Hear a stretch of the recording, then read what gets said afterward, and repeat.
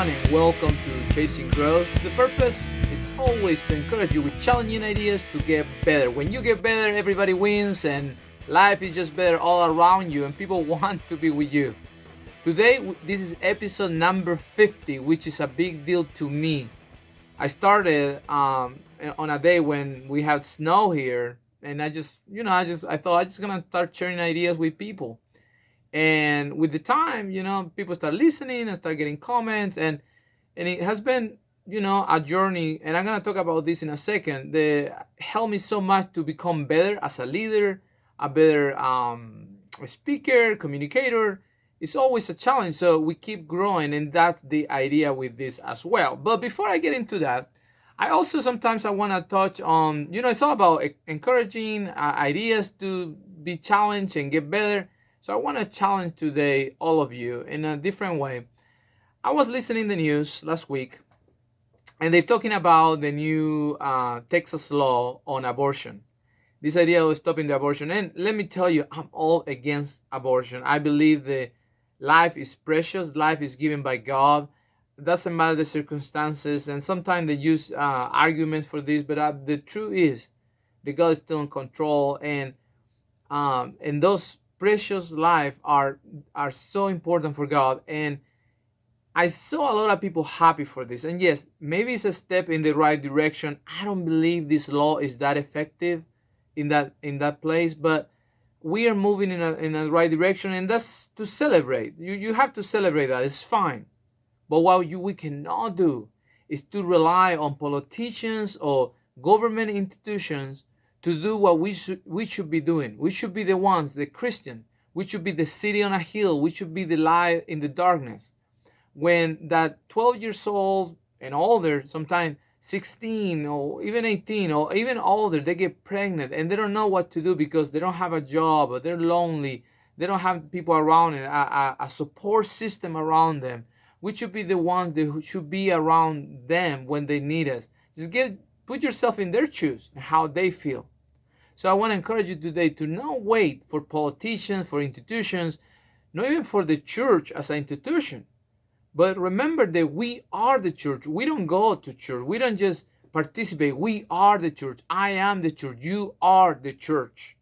And we have the obligation to be involved in all these issues with love, with mercy, with grace, and helping people. Maybe in the time when a 16 years old is pregnant, they don't know what to do, and the only option there is offered to them is abortion. In the maturity, in the anxiety, in the desperation, they take it. Well, what about there were other voices around them? What if there were other people willing to receive them? I remember many years ago, I have two stories I want to share with you about this. A cousin of mine got pregnant when she was still in high school. Her parents they didn't want to have anything to do with her. That was terrible. But my parents took her in. They took her in. She spent all her pregnancy around us, and it was fun. It was sad. I didn't understand too much about this. I was young, but she spent all the pregnancy there, and eventually the baby was born. When the baby was born, her parents changed their mind. They want the baby. They received the baby, but it was so sad because I cannot imagine my cousin going through that without having somebody who will receive her when everybody else, and let me tell you, all these people is Christians, but they closed the door to her because the change, because how things look and all that stuff. And she ended up coming to our house, and my parents received her, no change, no nothing. Even, let me tell you, when the baby was born, it was in March, I believe March 3, 1985, and we have a huge earthquake in Chile, huge. We took her to the hospital, and when we were coming back, the earthquake started. The baby was born actually in a hole of the hospital because one side of the hospital just fell to the ground all the way, and it was crazy, madness. And I remember my mom went back to the hospital, and she was there and stayed with her, showing the love of Christ. To me, always that was amazing, that she will risk her own life to be with these girls that nobody wants because the shame of the pregnancy. And she was there. And I remember being outside of the hospital with my dad, and you still have the earthquakes happening, and I just remember all that, and I remember the sacrifice they did for this girl. And I think that we as Christians, we have to be there. We have to open the door for the orphan, for the foster kid, for the person who is struggling. That's real Christianity. So great for a new law about the abortion and trying to stop it. But you know what? The sad thing that people still can cross the state line and still do it. And this is the thing.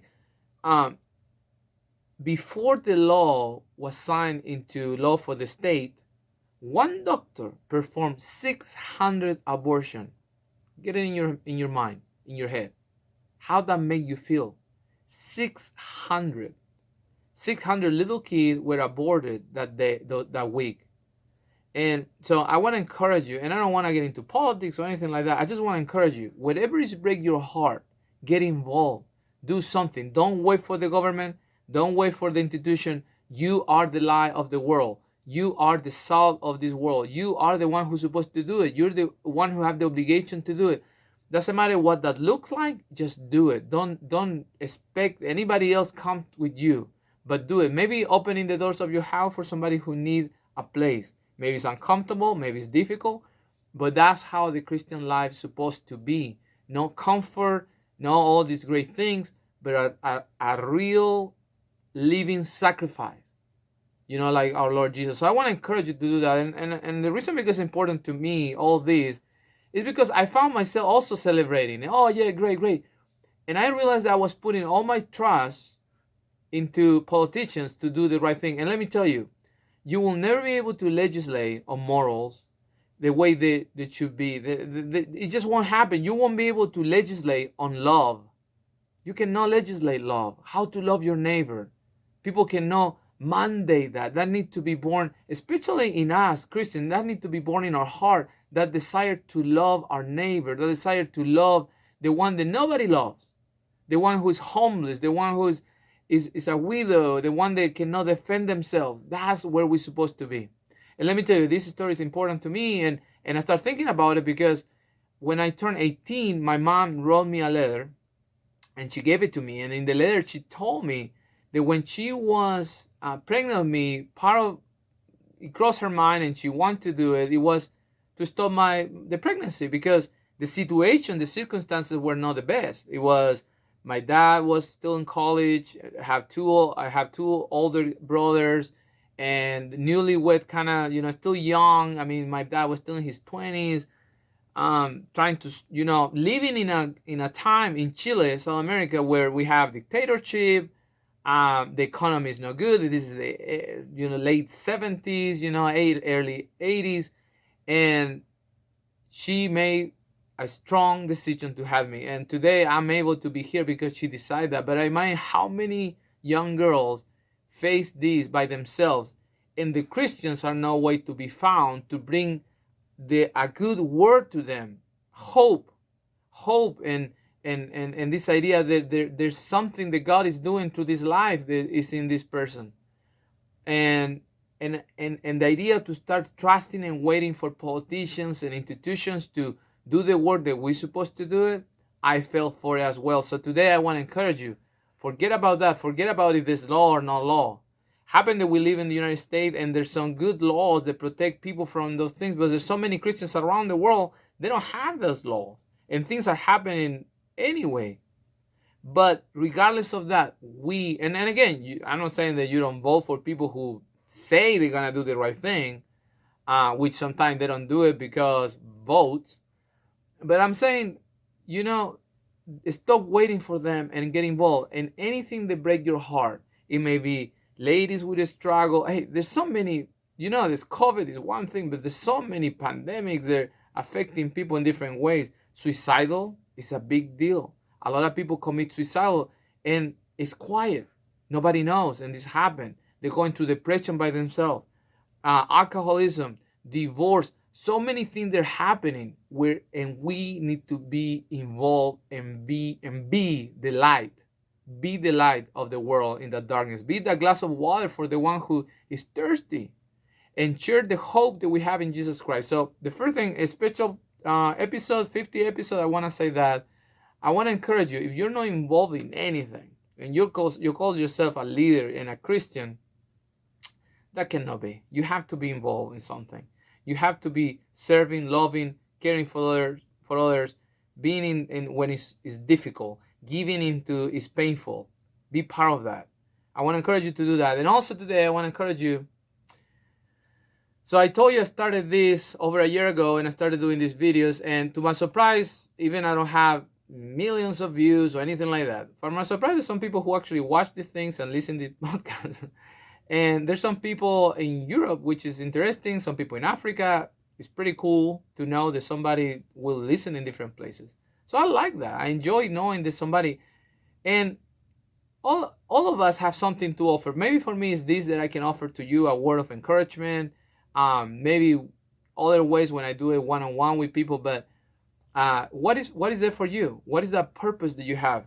What is the thing that you have to offer to this world? What is the art, what is that creation that you can give us that you are holding back? Can be a book, can be a song, can be so many things. And I guarantee you the reason because you're not doing it is because you're thinking on the end result. You're thinking in the goals, you're thinking in the score. You have that here in the state, we have that mentality of the score so ingrained into us.